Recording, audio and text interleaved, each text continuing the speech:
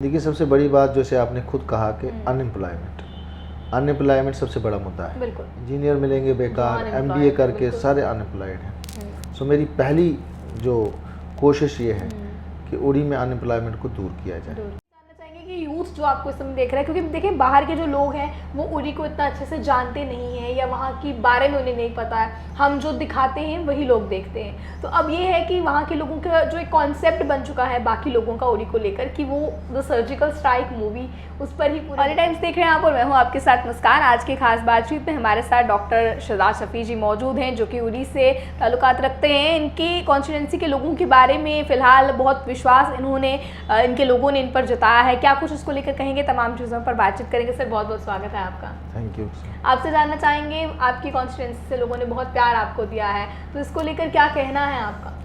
बेशक मेरे लोगों ने बहुत प्यार दिया और उस प्यार का नतीजा हुआ कि मैंने सबसे हाईएस्ट वोट जो है कश्मीर डिवीज़न में सबसे ज़्यादा हाईएस्ट वोट दिए और हाईएस्ट मार्जिन से जितवाया है। तो मैं अपने लोगों का शुक्रगुज़ार हूँ कि जो शफ़क़त, जो मोहब्बत, जो प्यार उन्होंने, मेरी माँओं ने, मेरी बहनों ने, मेरे बुज़ुर्गों ने, मेरे नौजवानों ने, मेरे बच्चों ने मुझे दिया है। मैं उनका बड़ा आभारी हूँ और कोशिश करता हूँ कि उनकी उम्मीदों पर उतर सकूँ। वहाँ के लोगों को किन चीज़ों की ज़रूरत है? वहाँ के यूथ की बात करें, अनएम्प्लॉयमेंट बहुत ज़्यादा है पूरे ही जम्मू कश्मीर में, तो वहाँ के यूथ को भी आप किस तरह से देखते हैं? किस ट्रैक पर वहाँ का यूथ अभी है जिसको सुधारा जा सकता है? देखिए, सबसे बड़ी बात जैसे आपने खुद कहा कि अनएम्प्लॉयमेंट सबसे बड़ा मुद्दा है। बिल्कुल। एक ज़माने में जब मेरे वालिद साहब मिनिस्टर हुआ करते थे और उन्होंने स्कीम्स काफ़ी इनमें गवर्नमेंट में चलाई जाए, लेकिन लास्ट स्कीम जो थी वो रहबर तालीम थी। घर घर स्कूल खुले, लोग लगे और उस वक्त हमारे पास उड़ी में ग्रेजुएट लड़का नहीं रहा था जो नौकरी के बगैर होता। लेकिन आज मेरी उड़ी में वहीं पे आपको पीएचडी स्कॉलर मिलेगा, एमफिल स्कॉलर मिलेगा, इंजीनियर मिलेंगे बेकार, एमबीए करके सारे अनएम्प्लॉयड हैं। सो मेरी पहली जो कोशिश ये है कि उड़ी में अनएम्प्लॉयमेंट को दूर किया जाए। बिल्कुल। तो आप किस तरह से देखते हैं, आपको किस तरह से आना हुआ पॉलिटिक्स में? आपसे जानना चाहेंगे कि किस तरह आपका इंटरेस्ट है वो पॉलिटिशियन में? देखिए, मेरे हीरो, मेरे आइडल जो है मेरे वालिद साहब हैं।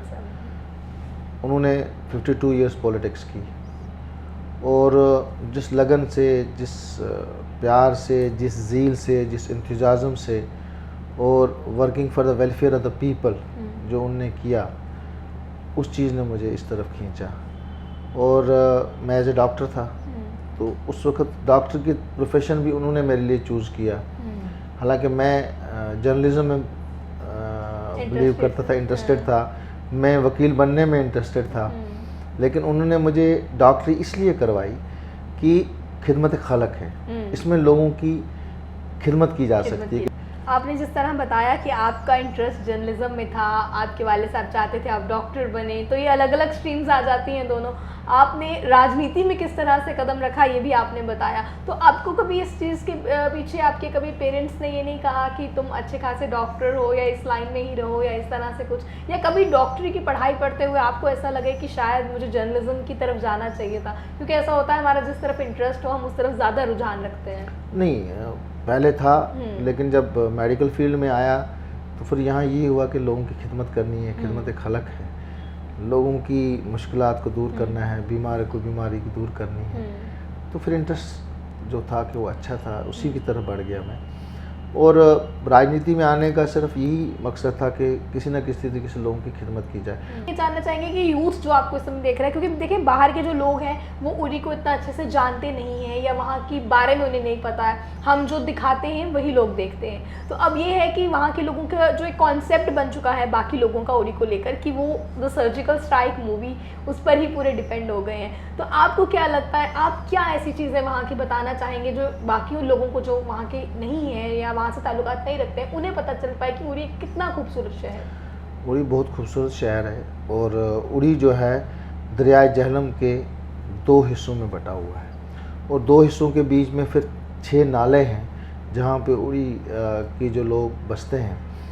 एलओसी के ऊपर है और अपने मुश्किलात हैं। आज सीज़ फायर है तो हमें सबसे ज़्यादा खुशी हम उड़ी वालों को होती है, क्योंकि जब सीज़ फायर नहीं होता है, सीज़ फायर वायलेशन होती है, तो हम सबसे बड़े सफ़रर्स हम एलओसी के लोग होते हैं। जैसे आप जानते हैं कि जम्मू में भी जब LOC सीज़ फायर जो होता है ख़त्म हो जाता है तो क्या हालत होता है, बॉर्डर के लोगों को प्लान करना पड़ता है, कितनी मुश्किलात से करना पड़ता है।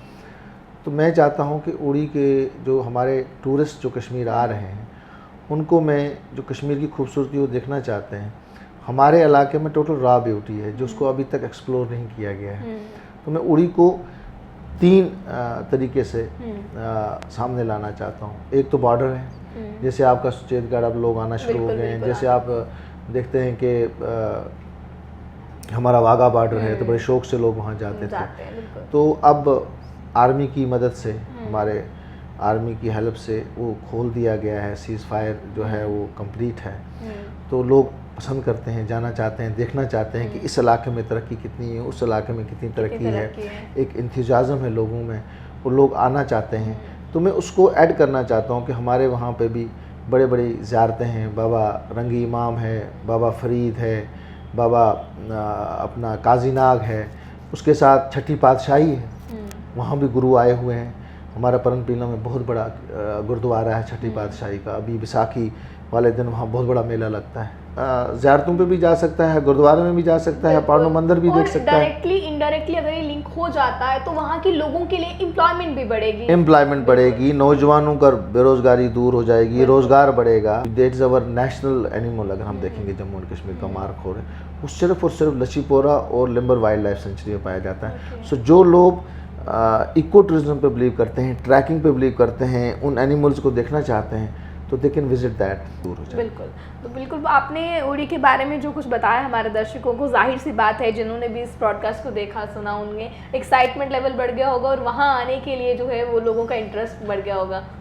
बिल्कुल मैं चाहता भी हूँ कि आपके माध्यम से मेरे जम्मू के लोग और बाहर के लोग जहाँ जहाँ ये पॉडकास्ट जाता है, कि भाई मैं उनसे यही दरख्वास्त करूँगा कि आप जब कश्मीर आते हैं तो हमें भी मेहमान नवाजी का मौका दीजिए, उड़ी वालों को भी, और you will love to come there. And मैं आपको यकीन दिलाता हूँ कि हमारी मेहमान नवाजी से आप इतने मुतासर होंगे कि आप बाकी लोगों को भी कहेंगे कि जब कश्मीर घूमने आए हैं तो लेट्स एक्सप्लोर दिस एरिया। बिल्कुल। तो आप देखें, आप जितने भी दर्शक इस खबर को देख रहे हैं, आप लोग ज़रूर एक बार उड़ी जाएं। ये सिर्फ एक मूवी पर ही डिपेंड नहीं है, इसके अलावा भी बाहर की बहुत खूबसूरती इस इलाके में है, बहुत खूबसूरत वो इलाका है, तो आप लोगों को ज़रूर जाना चाहिए। बहुत बहुत शुक्रिया अपना समय देने के लिए। तो चलें, हमारे साथ खास बातचीत में आज हमारे स्पेशल गेस्ट मौजूद थे जो कि उड़ी से MLA हैं। अभी फ़िलहाल इन्होंने क्या कुछ अपने इलाके के लोगों को लेकर कहा या किस तरह से इनका राजनीति में आना हुआ, इन तमाम चीज़ों पर हमने गौर फरमाई। तो चलें, आप लोग भी ज़रूर विजिट कीजिएगा और कितने लोग जाकर आ चुके हैं do let me know in the comment section. खबर को ज़्यादा से ज़्यादा शेयर कीजिएगा। तब तक के लिए मुझे कैमरा पर्सन गुलशन को दीजिए इजाज़त। जय